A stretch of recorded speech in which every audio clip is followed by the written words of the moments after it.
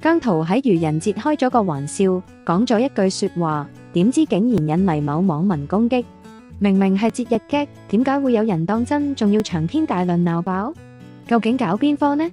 發生咩事呢？大家好，歡迎入嚟聽小編講姜經。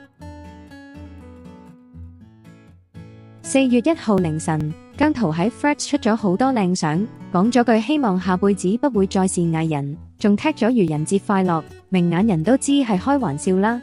姜糖們都好配合，留言話你命中注定做明星，下世我都要做姜糖。姜濤下世唔做明星，就算做 NBA 球星一樣咁成功。當個個喺度講笑嘅時候，點知突然殺出某網民鬧姜濤唔專業唔識感恩，諸如此類，來來去去都係誤解嗰啲啦，一輪嘴狂轟，比小編更加詞窮。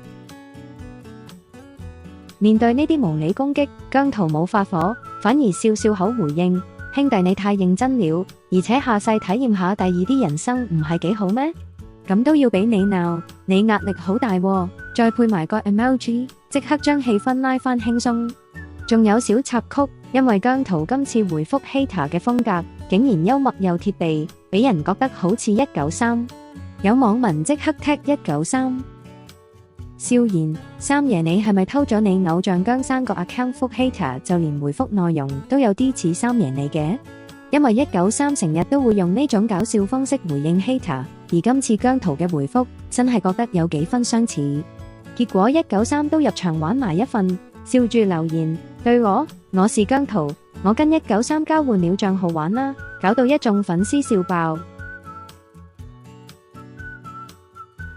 有啲人天生中意做反對派，樣樣事都要同你作對，人哋講笑又當真。愚人節本來就係玩下幽默，講下笑，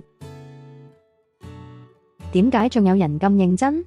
可能佢哋日日都過緊憤怒節啩，充滿負能量，日日都憤怒鳥上身，講句笑話都唔得，真係好大壓力啊！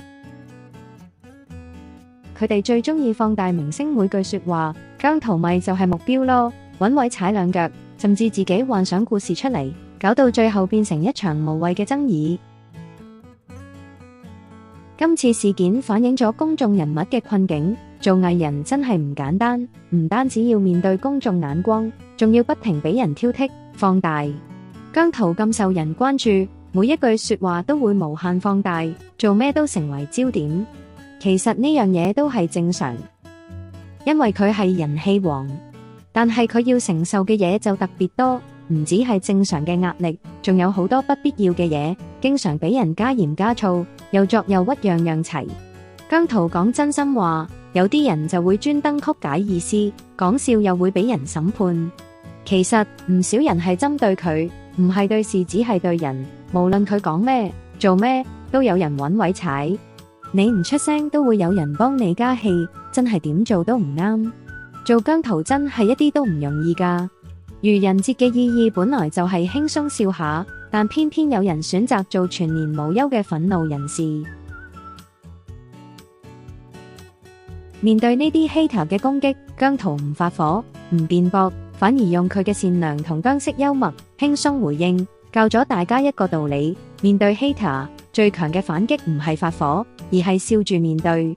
飯隨偶像，姜濤用正能量回應：我哋做粉絲嘅唔需要浪費時間同啲唔啱嘴型嘅人爭拗，學姜濤咁輕鬆面對，放低啲負能量。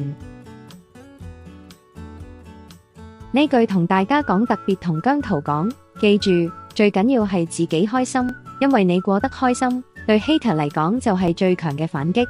今集就講到呢度啦，唔知你又點睇呢？有咩想講想分享意見的話，留言話我聽。以詞窮嘅小編嚟講，度稿真係高難度，真係好大好大嘅挑戰，已經出盡洪荒之力。如果喜歡聽小編講姜經，請免費訂閱點讚支持小編呢個小說頻道啦，謝謝，拜拜。